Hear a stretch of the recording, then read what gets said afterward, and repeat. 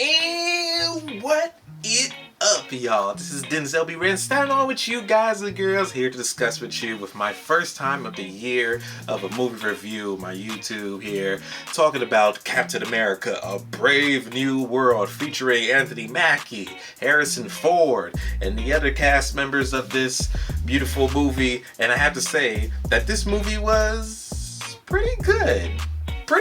Pretty average, pretty fun time, so on and so forth. Because we heard, of course, they have been doing reshoots around the year 2023, and then they first showed it to critics, and the critics were saying like, oh, the film sucks, is whack, and we're not feeling it, blah blah blah blah, and all that stuff. So then hearing that is like, when I went inside the movie theater, I was like, okay, I'm just gonna go in and see how I feel about it. I ain't expecting too high. I'm just here to have a good time of a Marvel film. And did Captain America: A Brave New World give me that? The answer is yes, it did. Just an average good time of a action film. The film basically, the plot is basically about Anthony Mackie's character, Sam Wilson, which the mantle has been passed from Steve Rogers after you watch Avengers Endgame. I hope you did, because if you didn't, what shell are you living under? Steve Rogers handed the shield to Anthony Mackie, and Anthony Mackie is the new Captain America now, as he should be.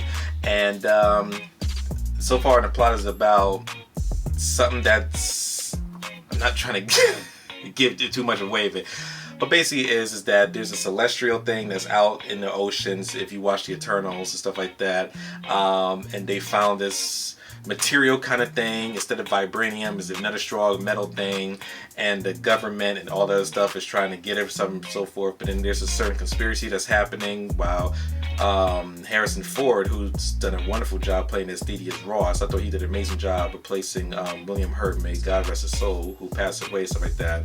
And they try to retrieve the special metal, but then conspiracy theories are happening. There's that, someone trying to kill the president, and all this other stuff is happening, and Captain America has to get in there and make that change. Make America great. Well, I'm not going to go there. Anywho, stuff like that. That's basically the plot of the movie and so on and so forth. So the pros of this film. Actually, no, I'm going to start with the cons. The cons of this film for me is that I thought the villain was a little bit weak.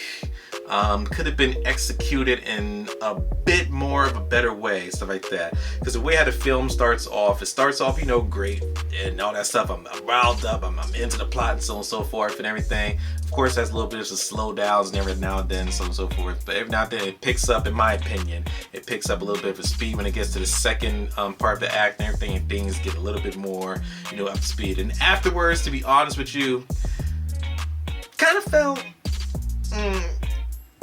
like re-edited and missing something, but not missing something. It's like, you just ripped up something and you just try to take a scotch tape and you just wrap it around and you just place it on and it's just holding on together until you wait until that line don't break.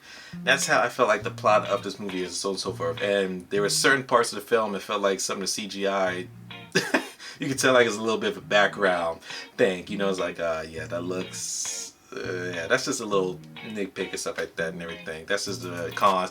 Like I said, I thought the villain could be better. Like, who's it? The guy who played in The Mandalorian, I can't think of his name. I can never say his name right now, but you know who I'm talking about. I thought he was sidelined in a way. Could have been better. And the main villain, of course, is, you probably already saw everything, of course, is the leader, of course, and everything. If you know the leader in the comics and so on and so forth, he's a big brain kind of person. And yes, I'm just talking about the cons. Let me take my time and everything. And yeah, he has his plan that he wants to get revenge on Ross and everything, and try to make him look bad and down and so on and so forth. And yeah, that's basically it. But I thought that the villain could have been executed a bit more better-ish, in my opinion. Because when I was watching, I was like, okay, cool, it's leading up and everything. But the way how it concluded, it was like, oh, that's how he... Oh, okay, let's leave it like that. Pros of this movie. Action was great. Performances was great and stuff like that. Love Anthony Mackie as Sam Wilson as always, because we saw him do Winter Soldier, and then we saw him do Civil War and Endgame, etc., etc. So I really like his character basically and everything. And this is his Anthony Mackie's role, first role to hold the weight on his shoulders, you know what I'm saying? Says Steve Rogers is taking a break somewhere, so now it's up to Sam Wilson to hold up the mantle. So I thought he was good. His partner was good too and everything, because I heard other critics saying that he was annoying and stuff like that. I didn't find him to be annoying and stuff like that. I just felt like he was just like his little Royal Falcon sidekick, you know, stuff like that. Of course, you know, it's like little jokey and stuff like that. But he wasn't as like bad annoying like that little. No, he wasn't that annoying, stuff like that. Jokes like, okay, yeah, you go a little too far, but not crazy annoying. Harrison Ford, you know how Harrison Ford is, so on and so forth. I'm just here for the money, bub. He did a great job as Thaddeus Ross and everything, and by the way, he looks handsome as the Red Hulk. My God, man. And that thing for between Sam Wilson and Red Hulk action is like the matinee price, which I really enjoyed and everything. I saw this movie in Dolby Cinema, and the sound effects were great and everything, and visual as well too and everything. So that Red Hulk and Sam Wilson fight was pretty dope and everything. The action scenes were cool too and everything. Some part of the action scenes feel like there was a little bit of choreographed, like, you know, instead of do like the little, like how Winter Soldier was, like it was so quick paced and you feel like it was real and raw. This one felt like it was like ha ha ha ha. It was quick, but not like a flow realistic. It's realistic, but like not like how Winter Soldier was. Y'all get what I'm saying, right? And what I love is that too, that Marvel is giving back to their references, because this has been a while since we haven't felt that Marvel reference kind of spirit, like Marvel referencing, oh, you got to see this film to see that event, or you got to see that film to know this event, because in this film it's basically the sequel to the Incredible Hulk, basically, and also little references from the Eternals. If you never saw the Eternals, decent Marvel film in my opinion. I enjoyed it for what it was, so on and so forth, and also the TV shows Falcon and Winter Soldier, etc., and everything. But I love the Marvel references. Marvel was getting back to that reference from a zone, because I love that in the beginning of the MCU age when they were referencing certain things like, aha, yeah. I love stuff like that. And yeah, that's basically what I enjoyed about the film. Great action, great performances.